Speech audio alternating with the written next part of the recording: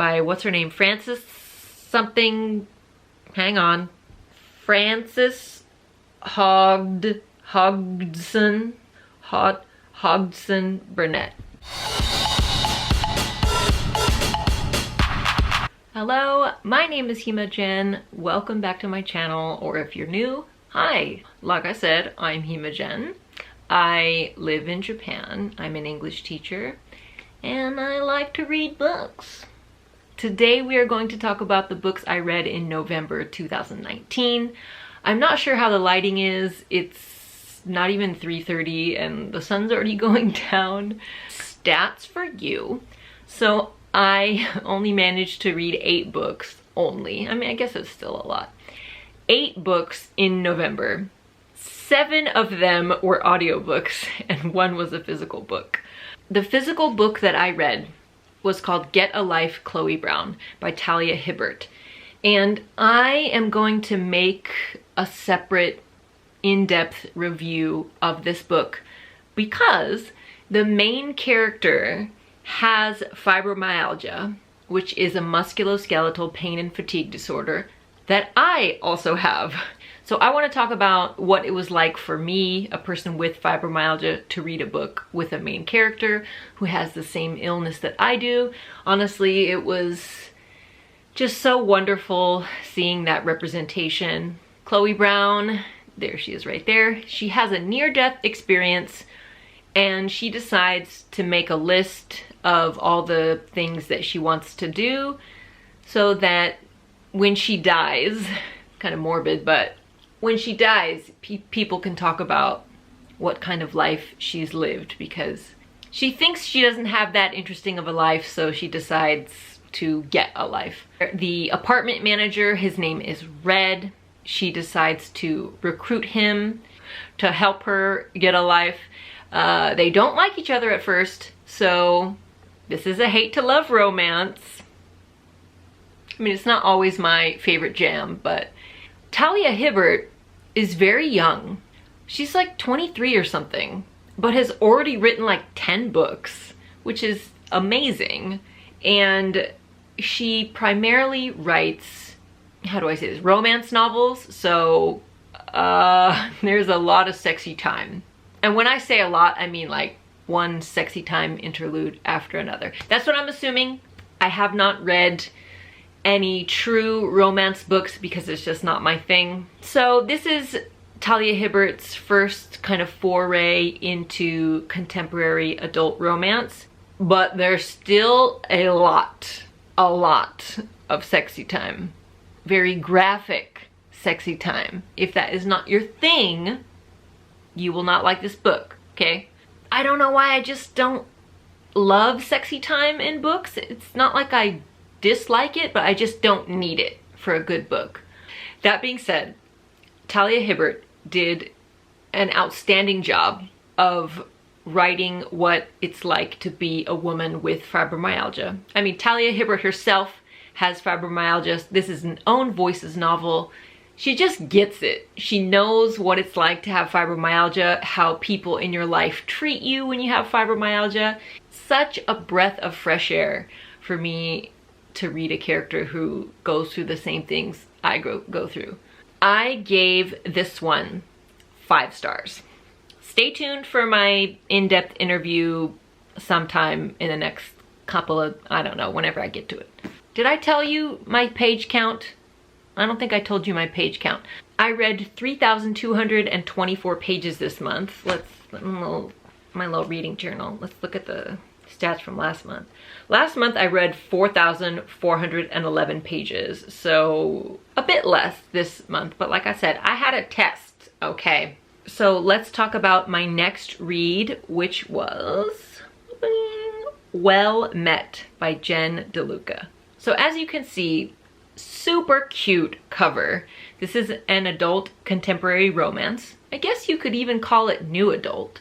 What made me so excited to read this book is because it takes place at a freaking Renaissance fair. I mean, come on. I love period dramas, anything with costumes, anything historical, So I was very excited to read this book. So we have Emily. She has broken up with her boyfriend, and her sister, who she's not that close with, her sister has broken her leg, I believe, in a car accident. Emily comes and moves in with her sister and her sister's daughter, so her niece, so she can kind of take care of her niece who's in high school and just help her sister out because her sister is a single mom. She takes her niece to sign up for the Renaissance Fair, and somehow she gets roped into joining the Renaissance Fair. So she becomes a tavern wench at this Renaissance Fair. And Simon, who is the love interest, is the guy who's kind of running the Renaissance Fair. He's in charge of everything. Again, hate to love romance. Some people really like it. I'm whatever on it. If it was queer hate to love romance, I'd probably like it a lot more. But Simon's just a little crabby pissy pants. However, when they're at the Renaissance Fair and he is dressed as Captain Blackthorn, sparks fly between the two. What I liked about this book is, of course, anytime they were at the Renaissance Fair, anytime the book was talking about the Renaissance Fair and how they were dressed and how they were speaking and just the activities that were going on at the Renaissance Fair, I was 100% happy and down for it. The romance, like the first part of the book was mainly focused on the Renaissance Fair, and then it started to focus on the romance more and more, and that's when I started to kind of check out. I don't want to say what happens, but their relationship is not a healthy one. And I don't think it's a very good message to be sending to readers. Yeah, I was like, talk about the Renaissance Fair, damn it. I wanted to, if it was totally focused on the Renaissance Fair, I probably would have given it 5 stars. Yeah, there was just some stuff that started to rub me the wrong way toward the end, and therefore I docked it down a little bit, and I ended up giving it 3.5 stars. The next book I read was Scarlet, which is book 2 of the Lunar Chronicles by Marissa Meyer. If you've never heard of, oh, there's a little ray of sunshine. Well, that's cute. Oh, it's like there's all these clouds, and then just like the sun is just peeking through, and oh, my little guardian angel. So if you have not heard of the Lunar Chronicles, they are fairy tale retellings, but of a science fiction dystopian like nature. And the first book was called Cinder, and that is a retelling, or that was a retelling of Cinderella. We have Scarlet, which is based on Little Red Riding Hood. Scarlet Benoit is her name, and she is looking for her grandmother who has been taken, or she's disappeared, and the police aren't really helping her out. And this takes place like way, way, way in the future. There's been like a 3rd World War, I think, and there is a threat to Earth, which are the people that live on the moon, known as the Lunars. A handsome stranger comes to help Scarlet, and his name is Wolf. His name is Wolf. So with the first book, Cinder, I felt like we got to know the main character so well. In this book, I felt like I really didn't know Scarlet at all. All I knew is that she really loved her grandma. Mostly takes place with Scarlet, but some chapters are from Cinder's, not perspective, but you know, 3rd person limited, whatever. Most of the book is with Scarlet, but sometimes we go to Cinder and her situation, and I definitely liked those parts more than I liked Scarlet's parts, because like I said, I feel like I don't really know her. I don't know what makes her tick, and that's that. So I ended up giving this book 3.5 stars. Again, I liked it. There was just some stuff that I was like, Okay, another relationship that I felt was not healthy. Not as fun as the first book. But as soon as I finished Scarlet, I turned it in through Libby and I saw that Cress, the third book in the series, was available. So I immediately snatched that up. And right off the bat, I liked Cress so much more than Scarlet. I mean, I'm not hating on you, Scarlet. I just felt like I didn't know you at all. So Cress is based on Rapunzel, and Cress is short for Crescent, and it's so cute. She is a lunar shell. So like I said, the lunars are people that live on the moon, and they have these supernatural abilities. However, shells do not. She's rejected by lunar society. I guess all lunar shells are. And so Cress is in a satellite that is orbiting between Earth and the moon. And I don't know, she's this crazy good computer programmer. And she's in charge of like lunar security. She's basically their prisoner. I'm treading lightly here because this is the third book in the series and I can't say too much. There's 4 books in total. I have not read the last book yet. Main female characters come together at some point, sorta, kinda. I think we just need to leave it at that. The sun just popped out from the clouds. Goodness. Sorry, the lighting is going to be all over the place in this video.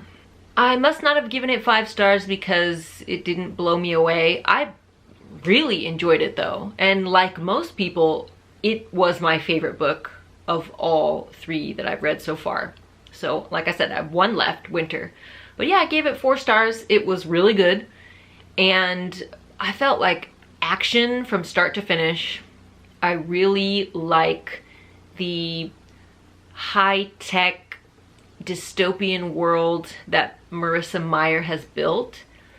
Like Blade Runner vibes, a little bit. Alita vibes. And Alita is one of my favorite movies. Alita the Battle Angel. So yeah, I am super excited to read the last book in the series. And then I think there might be a novella too called Fairest. The next audiobook I listened to was Everything I Never Told You by Celeste Ng. Okay, so I'm gonna read you the synopsis for Everything I Never Told You. Lydia is dead, but they don't know this yet. So begins this exquisite novel. There goes the sun again. So begins this exquisite novel about a Chinese-American family living in the 1970s small town, Ohio. Lydia is the favorite child of Marilyn and James Lee, and her parents are determined that she will fulfill the dreams they were unable to pursue. Blah, blah, blah, blah, blah, blah, blah. Lydia's body is found, blah, blah, blah. The delicate balancing act that has been keeping the Lee family together is destroyed, tumbling them into chaos. You guys, how am I supposed to... I'm a professional here. So what I wrote in my review of this is I said, Celeste Ng is so damn good at character studies. All of her characters are wonderfully crafted and beautifully flawed. I enjoyed this book a lot, but it did not blow me away like Little Fires Everywhere did. And yeah, that basically sums it up for me. Such a wonderful, thought-provoking character study, but I mean also sad because it's dealing with the death of a high school girl. And it talks about how we were raised by our parents. This affects what kind of parent we will become, and that can have certain... Oh my god, I swear to god I cannot think. God, what a great booktuber. Can't even form a simple declarative sentence. Not every parent is a good parent or has a healthy relationship with their child. And so with the Lee family, we have Marilyn, who is like a blonde American lady, and James Lee, who is a Chinese American. Since this took place in the 1970s, their marriage was obviously a bit controversial. It does take place a lot in the past, kind of like Little Fires Everywhere. It does jump from the past to the present quite a bit. I didn't mind that. I enjoyed it. So I ended up giving Everything I Never Told You 4 stars. If you have never read either of these books, I would recommend reading Everything I Never Told You first, and then Little Fires Everywhere. Both fantastic character studies, and Celeste Ng is just a phenomenal writer. The next book I listened to was On the Come Up by Angie Thomas. Oh my gosh, this book was so wonderful. I have been putting off starting it because I read The Hate U Give last year, almost a year to the day, I'm pretty sure. And I just thought, like, surely there's no way that On the Come Up can be as good as The Hate U Give, right? So I was just putting it off. So we have Bree, who is, I think, a high school sophomore or junior. She has an older brother who has graduated high school, actually graduated college, and he lives at home with Bree and her mother. A lot of heavy-hitting topics in this book because Bree's mother is 8 years clean from cocaine, I believe, or crack. The family is very poor. Some months they have to choose between, are we gonna buy food or are we gonna pay the gas bill? This book takes place in the same neighborhood as The Hate U Give, which is called Garden Heights. The events that happened in The Hate U Give happened in the past of On the Come Up, maybe a year prior. And Bree wants to be a rapper. Her father was a famous rapper who was killed from presumably gang-related activity. And so Bree is a very gifted rapper, just like her father.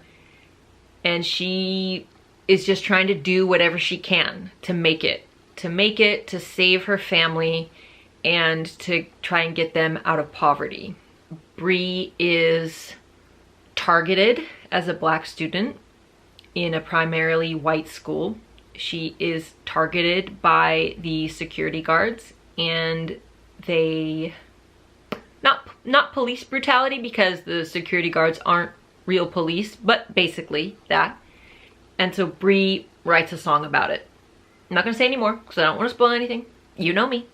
It was such an impactful book. The narrator did a fantastic job. And of course there are Bree's raps kind of sprinkled through the book. Angie Thomas talks about rap legends like Biggie and Tupac. I'm sorry, I'm from the West Coast, okay? No disrespect, but Tupac was the greatest rapper of all time. How can you beat Tupac? You can't. He was a lyrical genius. Literally a genius. If you liked The Hate U Give, you will definitely like On the Come Up, and so I urge you to pick this one up. In audiobook format, it was wonderful. Absolutely 5 stars from me. Nothing I disliked about the book. For the next book, I decided to switch it up a little bit. I felt like listening to a classic, and so I listened to Jane Eyre by Charlotte Bronte. This audiobook was very long from my library. I think it was 17 or 19 hours, and I could only listen to it on 1.25 speed because any faster and I would just have no clue what was going on. I have seen the movie. Michael Fassbender and Mia, hang on, we're gonna look it up. Wasikowska. Anyway, I loved that movie. Absolutely loved it, and so I was really excited to listen to the audiobook. I've read a couple Jane Austen books, but on the whole I haven't read that many classics, and there's just something so satisfying or fulfilling about reading a classic. You feel like I'm actually reading. I'm not reading a book about, you know, Vampires in Love or something. I'm reading a real book. It's a big girl book. The movie followed the book pretty closely, in my opinion. I loved this book so freaking much. I loved Jane Eyre so damn much.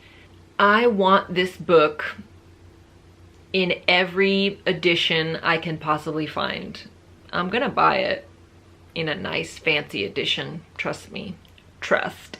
I guess, gosh, if you've never heard Jane Eyre, I guess I should probably tell you. Jane Eyre is an orphan. She's left to live with her uncle's wife, I guess her aunt, but her aunt doesn't really treat her like an aunt. She's a bitch. Jane Eyre is sent away to an all-girls school. In the movie, it makes it seem like her time at the school is horrific, but in the book, not as bad. I mean, she still has, you know, trials and stuff, but once Jane leaves the school, she becomes a governess to a little French ward. So meaning that when they say ward back then, like the French girl is also an orphan, but a family has taken her in, or rather a man has taken her in. Mr. Edward Fairfax Rothschild, is that his name? Rochester. Edward Fairfax Rochester, who, what, in the book, he's like 35 or something. And they're trying to make it seem like that's old, but Jane is like 18 or 19. She becomes a governess to the little French girl, Adele.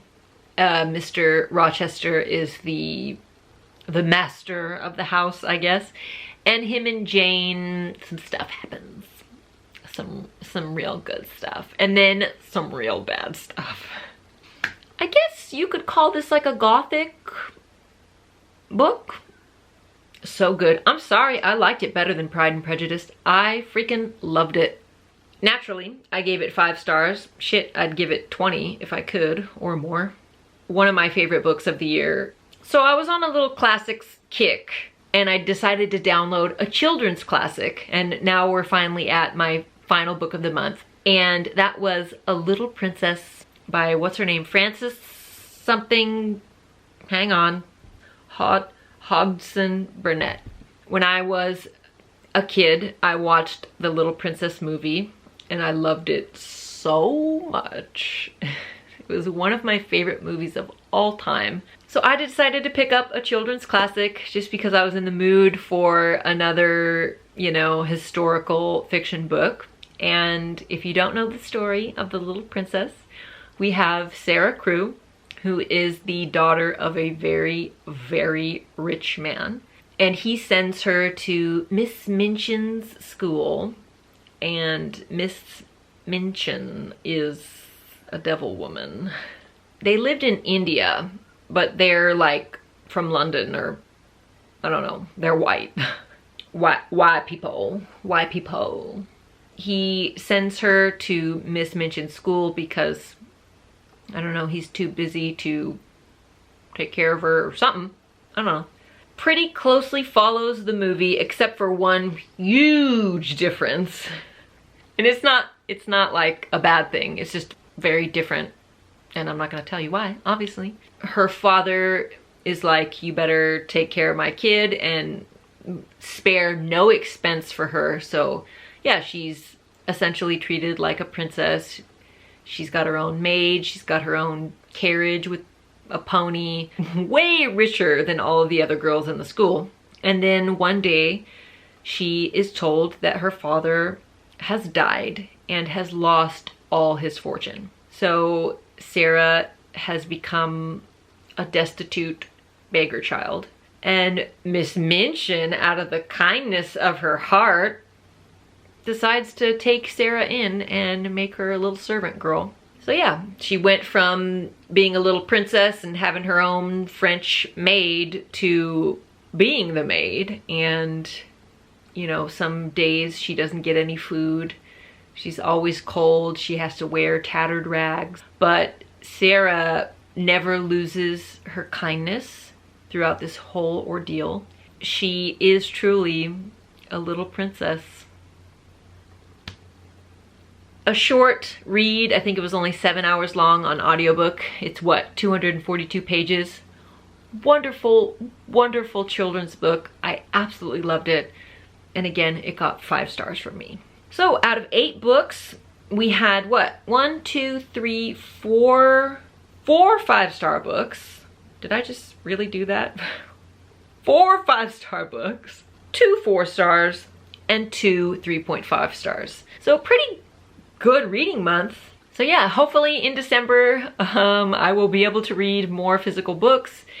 I only have to read 7 more books before I've hit my goal of 100 books. Snaps for Jen, please. Snaps for Hema Jen.